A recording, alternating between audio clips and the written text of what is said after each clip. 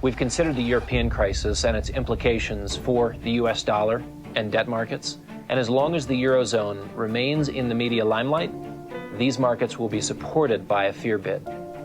Our conversation stays on the US dollar and debt markets, but specifically with Asia in mind. We'll be moving towards four key implications. Number one, democracy. The rule of law and the expansion of freedom globally now hangs in the balance. Number two, regional bank instability, specifically in China, will feed global financial instability. Number three, politically motivated scapegoating may escalate to include war.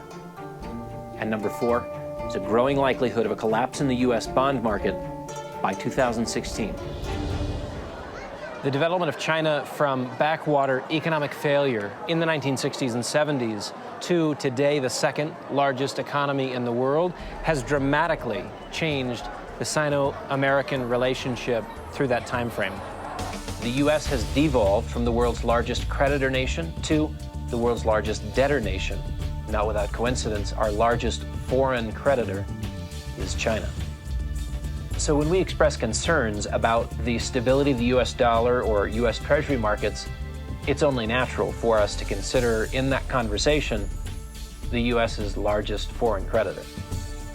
The symbiotic relationship between the US and China has greatly benefited US households by expanding the purchasing power of otherwise stagnant wages, while on the other hand benefiting China by increasing the workforce necessary to produce the goods available to us on retail shelves. As the US-China trade relationship has improved, we've seen the foreign exchange reserves in China grow from 17 billion in 1994 to over 3 trillion today. These funds have been used to purchase GSEs, Fannie Mae, Freddie Mac, longer-dated treasuries, and more common today, shorter-dated treasuries. And this dollar recycling process, previously mentioned, has been one of the things that has held the dollar at such elevated levels. As a firm, we're neither bullish nor bearish on Asia, or China in particular. This is a brief explanation of how Asia, and specifically China, centers in the narrative of dollar preeminence and potentially treasury market demise. This prologue is critical to understanding how we developed a strange dependency on foreign benefactors. In the course of the last 34 years, there's been a role reversal. We now depend on other sovereigns to pay our bills. We're at the end of a long period of credit expansion, which is largely responsible for an increase in trade, an improvement in globalization, and the entrance of the masses into the middle class in the last 20 to 30 years. But just like the stretching of a rubber band, the growth of a corporation, or even populations, natural limits are reached and contraction ultimately sets in. Now, several years into a period of credit contraction, we have what may be a very difficult environment for global growth from now till about 2020.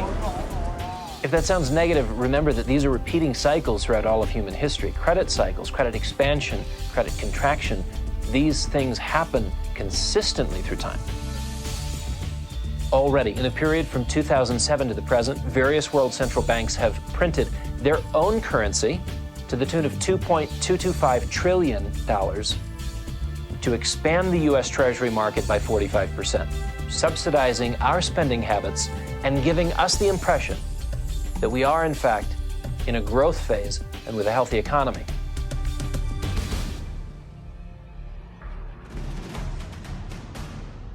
On the surface, it would appear that China has done very well in the period of 2008 to present, leading some to ask the question, does a command economy with capitalistic characteristics have more credibility today than a true free market system, capitalist system driven by market dynamics? In essence, is authoritarianism more effective than market capitalism in the context of crisis? Two variables stand out as success factors for China in this period. Number one, relatively good performance was dependent on nearly $1 trillion in credit and currency printed and distributed in China. This fed a construction and lending boom 2009 and 10 and part of 2011. It was this infrastructure spending that, just like our 8 to 10% of GDP deficit spending in the United States, has filled a gap. There's something changing in the economy, and it's being smoothed over. The Fed has done a good job of this as well by creating credit that has filled a gap left by the consumer. The second variable that central planners have benefited from is they're still living on the last fumes of a massive credit cycle, global in nature. In essence, if costs don't matter, any worldview will give you results, at least in the short run. These past economic miracles seemed unstoppable at the time and came to an abrupt and unfortunate end. In the case of China, not enough time has passed for the stimulus effects to have fully run their course. The only question is, will the Politburo initiate another such stimulus package in the face of slowing global growth? In essence, is free market capitalism or authoritarianism more effective in a crisis? The Chinese are nevertheless exporting the idea that market authoritarianism is a legitimate approach to managing an economy. Frankly, you hear no great protest from the West because our version of crony socialism is not all that different. That is to say, we have not had a pure market capitalism in the West for more than 100 years. The Chinese hybrid model that's come to be known as the Beijing consensus is quickly being adopted by emerging market powers that like the idea of maintaining control of the economy and capitalizing on the cash flows, including foreign direct investment, into their countries. And here's to contrast the Beijing consensus with the Washington consensus. It is this autocratic or socialist style of capitalism that benefits the elite in any culture, in the emerging markets or in the developed world.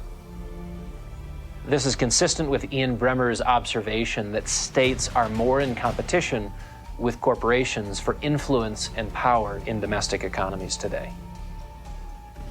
Mao's former secretary says, "Since China began its transition to a market economy, our national strength has been rising steadily, and we've gained undisputed great progress. But these problems remain: excessively slow pace in the reform of the political system, the lagging development of democracy, the weakness of the rule of law, and the resultant pervasive corruption." On another occasion, he says, "Chinese and foreign histories prove that autocracy is a source of political turmoil. As the collapse of the Soviet Union shows, the root cause is autocracy. Modernization is possible only through democratization. This is the trend in the world in the 20th century, especially since the Second World War." Ultimately, the Chinese success story is a borrowing of pro-business ideas from the West. Their future success is predicated on political reforms to now complement what has already been put in motion economically. What is the key implication? It is that democracy, the rule of law, and an expansion of freedoms globally hangs in the balance. Why must China rebalance their economy? Economic growth in China over the last 30 years, following the economic reforms of 1978 and 1979, have been predicated on exports and an export-driven growth model. That export-driven growth model has been eclipsed by investment and infrastructure development. For China to maintain political and social stability over the next 10, 15, and 20 years, an economic rebalancing must take place, which enfranchises Chinese households and brings the middle class fully into the economy as consumers. The growth of trade surpluses in emerging markets, directly correlated to the consumption habits and credit flows of the United States and Europe, has led to the idea that these emerging markets are emerging independent of the trade relationships which created the surpluses in the first place. So to assume that the emerging markets have decoupled from the developed world is to ignore the lifeline of capital flows from those outside sources. Official growth statistics have begun to fade. We saw double-digit growth in gross domestic product for over a decade. Now we've shifted to 7 to 8% growth range and ultimately may recede to a 3 to 4% growth rate. Electricity production, according to the National Bureau of Statistics, is running at 1.7% growth rates compared to the last decade of greater than 12% growth per year. Today, this investment and infrastructure dynamic accounts for more than 50% of gross domestic product. The problem? We're beginning to see an increase in non-performing loans. Officially, the rate is below 5%, very reasonable. Unofficially, non-performing loans exceed 50% of the balance sheet of Chinese banks. Unofficially, that's a problem. The banking sector is thus vulnerable in China. With non-performing loans on the rise, that puts the credit system also under incredible pressure. The two frailties that you find in the Chinese financial system today are at the regional municipal level and in banks. When you look at the national level, the debt to GDP figures that we've seen are less than 20%, very sustainable and very healthy. The question is, how many of the liabilities at the regional level and in the banking system ultimately get transferred onto the national balance sheet? This is precisely what happened to the Japanese, as the Japanese assumed many of the liabilities from the corporate and banking sector a good 20 years ago and have suffered for the last 20 years, carrying at the same time debt to GDP figures of close to 200%. Is that what lies in store for China? In the past 5 years, revenues have tripled, growing at 24% annual rates. Economist Andy Xi has pointed out that local government debt at the same time has grown by 10 trillion yuan. Now, local municipalities are having a difficulty making payroll as land sales slow. The last property bubble in China was in the late 90s, and it led to a banking crisis and countless projects which were left unfinished. The scale, compared to Dubai, is radically different. 4.5 billion square meters is currently under development. If 20% was left unfinished, you're talking about 347 square miles. That's the equivalent of 15 Manhattans left as a ghost town. What is the key implication? In a tightly interconnected world, a banking or financial crisis in China, in essence, raises the blood pressure of the global financial markets, raising the risk for any equity and bond investor in this environment. Rebalancing will come at a very high cost to growth. It means that the two strategies, exports and investment-oriented growth, will have to diminish, and a new priority will have to come into play, that of Chinese households and Chinese consumption. An appreciating Chinese currency and continually improved wages takes a fledgling consumer class and allows them to improve their living standards considerably. The previous model of double-digit growth rates was indicative of malinvestment and something that is ultimately harmful, not helpful to the Chinese economy. You see, state-owned enterprises are at the heart of the Chinese business community and control the high rent or critical areas within the economy. This is the banking sector, this is insurance, infrastructure building, telecommunications, petrochemicals. Inefficiencies are allowable in these organizations because it is essentially the patronage which ties Chinese Communist Party membership loyalty to Chinese Communist Party leadership. This year's World Bank report on China was brilliant, neglecting only one thing in terms of an economic roadmap. Economic reforms have political reforms as a prerequisite. Political reform is very difficult to pull off, and economic reform, the type of economic reform that needs to occur, equally difficult when you're dealing with vested interests. 81% of the managers of SOEs and 56% of all enterprise managers are direct appointments by the Chinese Communist Party. Even with the corporate governance reforms of the late 1990s, the political and economic systems still coalesce around this one point. The Chinese Communist Party places its favorites in the leadership positions of these companies. This allows for a unique sort of graft, a unique sort of patronage. What in other countries we might call skimming, this is common and is a way that individuals are able to build their own personal wealth, amass fortunes, and what that solidifies is loyalty to the Communist Party for the opportunities given to them. This is obviously where the complexity of human nature and this particular political structure makes economic reform a real challenge. The commodity story is essentially a China story, and to the degree that you see either an acceleration or a deceleration in the Chinese economy, you'll see certain commodities, specifically industrials and perhaps even oil, move in lockstep with that Chinese trajectory.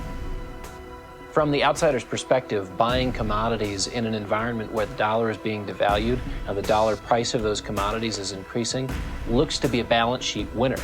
The problem is they may be adding more procyclicality to their balance sheet. In other words, if they continue to see growth in their economy, and if they continue to use those commodities up, and they've established a very low cost basis in those commodities, then it's a winner. But on the other hand, if commodities decline or growth declines, procyclicality hurts on the downside. Presently, firms are buying physical assets they don't need to use as collateral for loans they want. This is not just commodities being bought to borrow against, but equipment as well, heavy machinery, construction equipment, where sales are soaring. Borrowing money just to keep yourself afloat is usually delaying the inevitable. But ludicrous is the idea of buying assets on credit and then putting them in hock to finance operations. The complexion of gold purchases in China is very different than that of other commodities. It's not being bought and stockpiled for the purpose of leveraging for other cash flow requirements. It's being bought as a supplement to savings. And at the central bank level, bought in large part as an antidote to dollar and U.S. Treasury exposure, an offset, if you will. While you may have losses on your dollar holdings and still be willing to play the dollar recycling game to some degree, if you can offset those losses with a gold exposure, that appears to be the logic that the central bank, People's Bank of China, is using in their massive gold purchases. We could see a gold-backed currency in China within 5 years. As we talk to our contacts in Hong Kong, we hear of imports of gold to the central bank, averaging between 30 and 40 tons per month. 360 to 480 tons per year, the equivalent of what central banks cumulatively used to sell in aggregate. If the Chinese don't rebalance, there's likely to be a financial collapse by the end of the decade. But in this instance, with a far larger group of people who are angry and frustrated. What is the key implication? If Chinese political leaders do not shift the economy and we end up with a Great Depression in China, we have the makings of World War III as domestic political concerns are converted into geopolitical scapegoating. What will a successful rebalancing in China cost us in the United States? An increase in currency values and wages is the equivalent of an increase in the cost of goods exported from China or imported to the United States. The average American family consumes massive amounts of Chinese goods. And that subsidy to income via cheap goods from cheap labor and cheap manufacturing in that country goes away. The middle class feels an income pinch when the subsidy disappears. And secondly, with a decline in trade with China comes a decline in surplus dollars to be recycled into treasuries, making it virtually impossible for us to meet our current financing needs. With a shrinking audience of foreign buyers for U.S. Treasuries, the government is forced to look to domestic buyers. That has its own implications. If you look at Germany in 1919 to 1923, they were cut out of the international markets, and domestic buyers had to soak up all of the debt. When that sponge had been soaked, hyperinflation ensued. While hyperinflation isn't something that we expect in the near term, it's something that, on a 5 to 7 year time frame, cannot be entirely ruled out. The debt markets are critical to the inflationary or even hyperinflationary outcome potential. There's an inconvenient convergence between China's 5-year plan and this mode of rebalancing and our financing needs. We saw Treasury purchases by foreign holders reach a peak in August of 2011 and have been in steady decline since then. This doesn't create immediate pressure on the Treasury market, but it will over the next 24 to 36 months as we deal with two factors. One, nearly $1 trillion funding need on an annual basis for our budget deficit. And two, the rollover requirements of debts, IOUs, which we've already issued and have to be paid back in that same time frame. The Chinese 5-year plan of rebalancing and our refunding needs are a very inconvenient coalescence. The U.S. Treasury is losing its flexibility in structuring our debt maturities more favorably. Things are shrinking in terms of maturity, with more and more debt coming due on a shorter and shorter time frame. We're being squeezed into the short end of the yield curve, and that sets us up for interest rate shocks over the next 3 to 5 to 7 years. As we discussed in the previous segment of this film, it's often households that are used to make up the difference. If government can't afford an increase in interest rates, then either by taxation or interest rate repression, the government will have on the back of households its needs met. What is the key implication? With our two largest creditors, China and Japan, turning inward, we see the potential for a bond market collapse and a spike in interest rates. This would be devastating to the U.S. bondholder.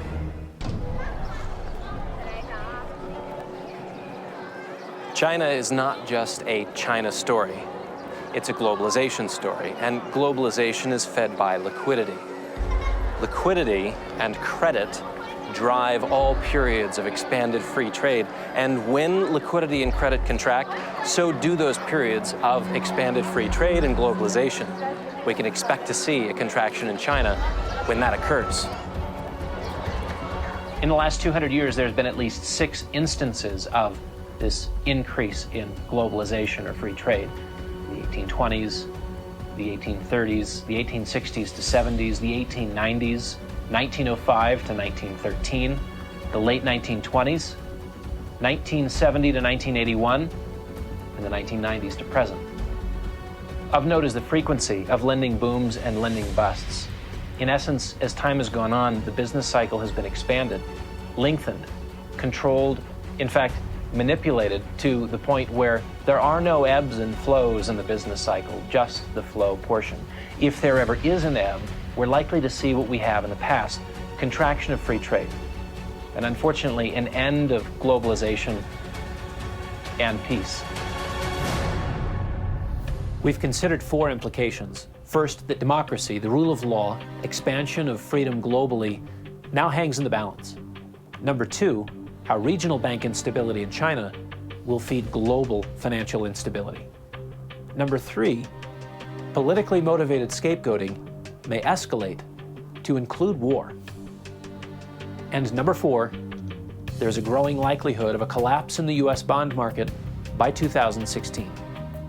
Periodically, we make specific recommendations to our clients on the basis of market dynamics we find to be compelling. In the last segment of this film, addressing the core issues in Europe, we made 3 of these recommendations. Since then, just as expected, the results have been fantastic. While it's not too late to get started, postponing strategic investment decisions will have significant opportunity cost. These charts illustrate the up-to-date performance in the 3 areas we believe are still exceptionally undervalued. Silver's launching into the next growth phase and is making excellent progress. We expect to see silver above $50 an ounce over the next 24 months. $20 double eagles, the pre-1933 1-ounce U.S. gold coins, have begun to see positive traction and should be bought while premiums are at exceptionally low levels. Prices are moving up with gold, and premiums are gaining as well. The third area considered a real value is reflected by the Gold Miners Index, XAU. This sector, while exceedingly volatile, is very undervalued and likely to exceed investor expectations over the next 24 to 36 months. This update is just to inform and compel you to action. These are areas that are undervalued, but won't be for long. I'd like to impress upon you the importance of keeping our weekly commentary as a part of your routine, letting us keep you informed on a regular basis on the critical elements impacting the world and your investment portfolios. On a weekly basis, policies are being enacted, events are occurring, like the unrest in the Middle East, the announcements of unlimited money printing from the Fed, the ECB, other central banks around the world. Are you adequately informed? Are you adequately prepared? Are your resources and family future secured? The final installment of this film series will arrive towards the end of the year as a post-election synthesis. Truly, having a sound understanding of world events and an appropriate strategy to match it has never been so important, because so much is at stake.